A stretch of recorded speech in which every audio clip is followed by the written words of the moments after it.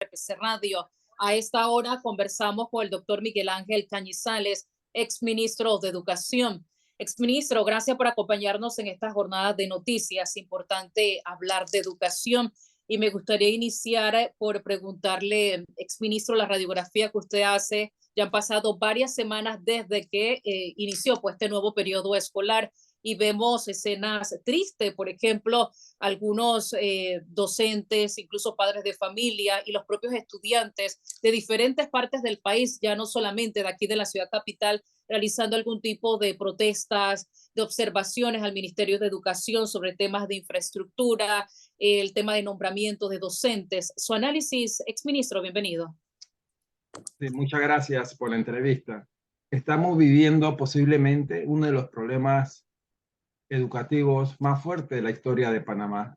Y hay que evitar a toda costa esta situación que se está viviendo, porque puede traer problemas mucho más serios. Hay que evitar la paralización de los centros escolares y para eso tiene que haber un acuerdo entre el Ministerio de Educación y los gremios docentes. Y hay que cumplir a los gremios docentes también, porque el efecto va a ser devastador para los estudiantes, para los padres de familia y para la sociedad en general. Venimos de una pandemia. Eso significa que estuvimos casi 2 años paralizados, sin recuperar los aprendizajes continuos y mucho menos los aprendizajes compensatorios. Eso significa que si no se logra esos acuerdos, vamos a tener mucho más problemas de lo que estamos teniendo, porque esta decisión va a afectar la pérdida de la continuidad de los aprendizajes. ¿Usted sabe lo que significa eso? Que no tendrán acceso a los procesos de enseñanza-aprendizaje después de estar casi 2 años paralizados. Eso se traduce en pérdidas significativas en habilidades, competencias que requieren la competitividad para la nación y puede aumentar las brechas educativas, especialmente en lo que son más desfavorables. ¿A quiénes más afecta? Afecta más a la gente del área vulnerable, porque el 57% de las estructuras están en áreas rurales.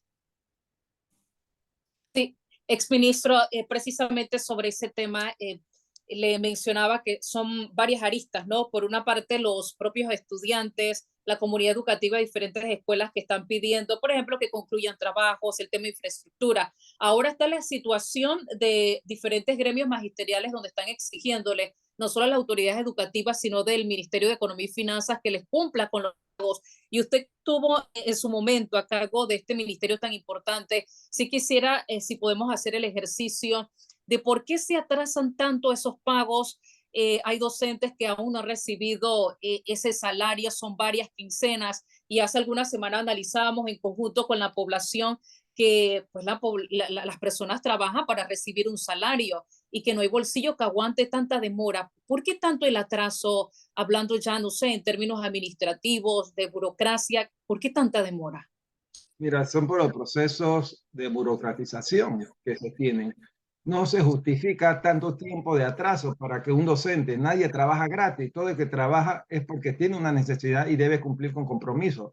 Los bancos no esperan, cuando va a pagar su auto no espera, los supermercados no le van a fiar.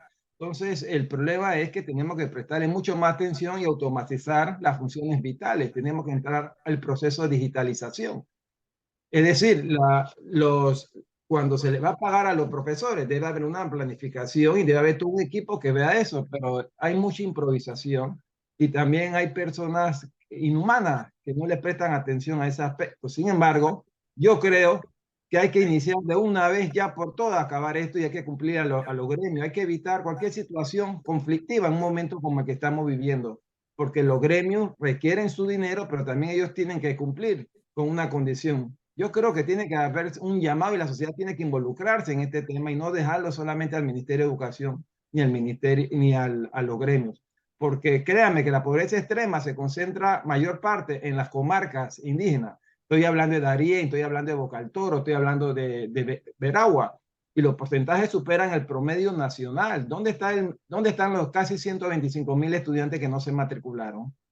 Y con una huelga, usted sabe lo catastrófico, si ya se habla de la pobreza de aprendizaje, necesitamos que la sociedad se involucre en este proceso y exigirle al MEDUCA que cumpla con lo pactado con los gremios.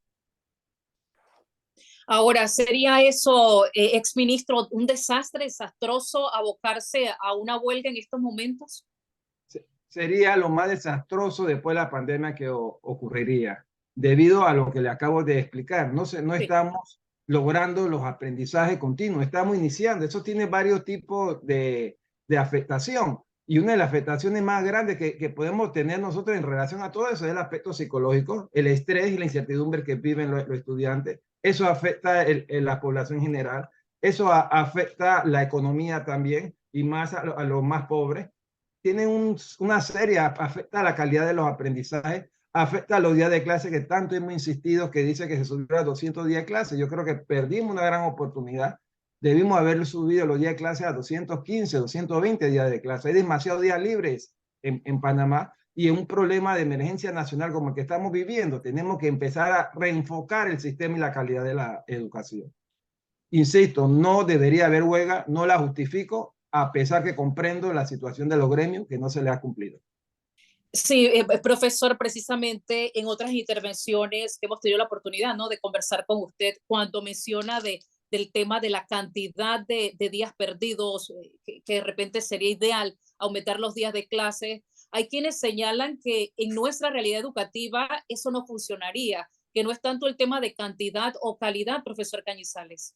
Sí, es correcto. Lo que indican algunos gremios es que, y es cierto, en Panamá existen dos turnos, pero no todos tienen dos turnos. Perdón, no existen que las escuelas se ocupan en la mañana y se ocupan en la tarde en diferentes turnos. Sin embargo, no existe en todos los centros escolares, y se puede hacer un estudio, que era mi propuesta, en ver cuáles escuelas sí se pueden aumentar y cuáles no, y sobre un proceso irlo implementando. Lo peor es no hacer nada y seguir diciendo que sigamos dando clases y que las escuelas privadas sí den sus 8 horas de clase como mínimo y nosotros sigamos dando 5 horas de clase. Yo creo que eso es lo peor que podemos hacer.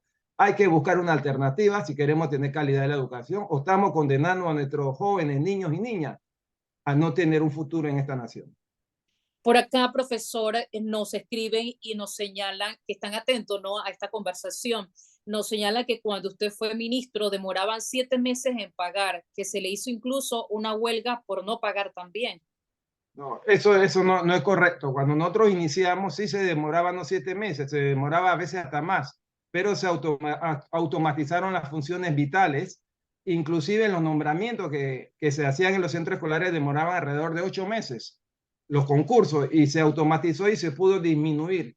Pero sí es cierto, tuvimos muchos problemas al inicio porque se hacía todo manual, pero nosotros dejamos un sistema automatizado donde se pudo mejorar eso. Este es un problema de vieja data, son muchos los factores que incluyen, pero yo creo que a este momento de la transformación digital no debería estar pasando.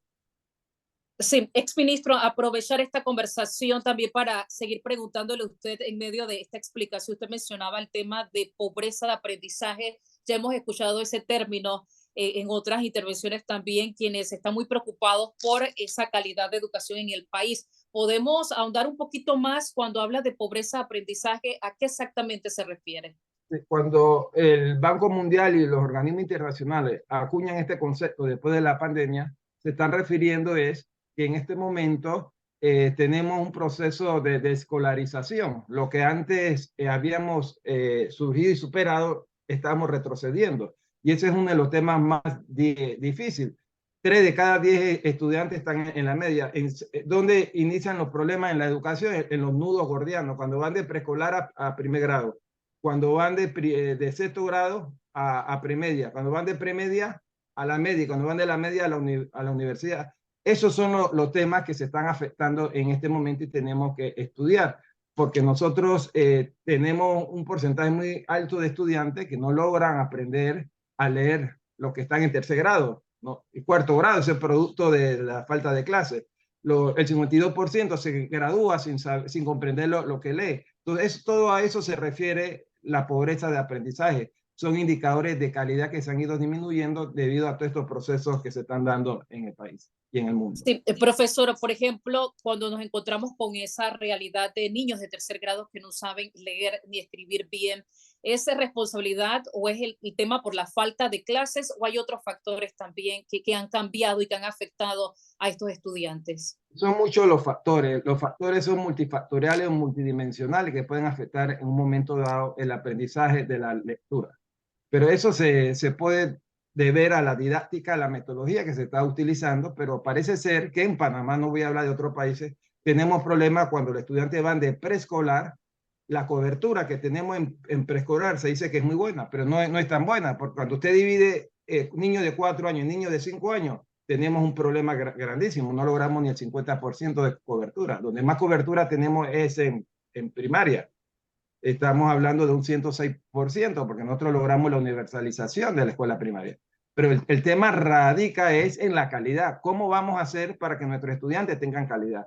¿Cómo vamos a hacer que nuestros docentes, que son los que llevan ese peso, logren tener una metodología adecuada para lograr recuperar los aprendizajes continuos y recuperar lo que no se ha dado hasta cuando llegamos al año 2019? El tema está en la metodología que estamos utilizando en la didáctica y que podamos cumplirle a los educadores todo estos procesos. La guía didáctica, los libros, fíjese, hay lugares que ni siquiera le ha llegado los libros que se están dando a esta altura del pastel. Sí, increíble. Por acá recibimos denuncia al respecto, exministro. Para concluir y a manera de recapitular, exministro Cañizales, con el escenario que tenemos, ¿se entiende la necesidad de que los docentes deben cobrar cargos? Sería un desastre, sería desastroso. En el momento los ministeriales abogan a una paralización de labores. Resumir, ministro. Sería devastador una huelga en este momento. Repito, no la justifico, pero la comprendo, porque no se le ha cumplido y han habido meses de negociaciones mucho tiempo y se han descuidado. Sin embargo, hacemos un llamado respetuoso pero enérgico a que no se realice una huelga en este país en la educación, porque los efectos que vamos a tener van a ser para nosotros los profesionales, van a ser para el valor más preciado que tiene una sociedad, que son sus estudiantes. Ellos van a ser lo más y que ya están afectados en este momento. No vamos a poder lograr los días de clase que hemos nosotros dicho que se van a dar, que son 200 días de clase. Ya no van a cumplir esos 200 clases, ni siquiera sin la huelga. Doctor Cañizales, gracias. Siempre conversar con usted, doctor Miguel Ángel Cañizales, experto de educación, analizando un poco más el escenario precisamente en materia educativa que tenemos en este momento en el país. Vale la pena también compartir con ustedes. Por acá tenemos información por parte de la Asociación de Maestros Independientes Auténticos. Anuncian que el viernes 12 de mayo van a realizar un piqueteo en el Ministerio de Educación a las 10 de la mañana para exigir el pago de los $626, las vigencias expiradas, el tema de infraestructura, depósitos del FESE y mejores condiciones de las escuelas. Una acción entonces que van a tomar quienes están en la Asociación de Maestros Independientes Auténticos, que se suman también a otras acciones de otros gremios magisteriales. La hora 7 en punto, avanzamos con más de esta edición matutina de RPC Radio.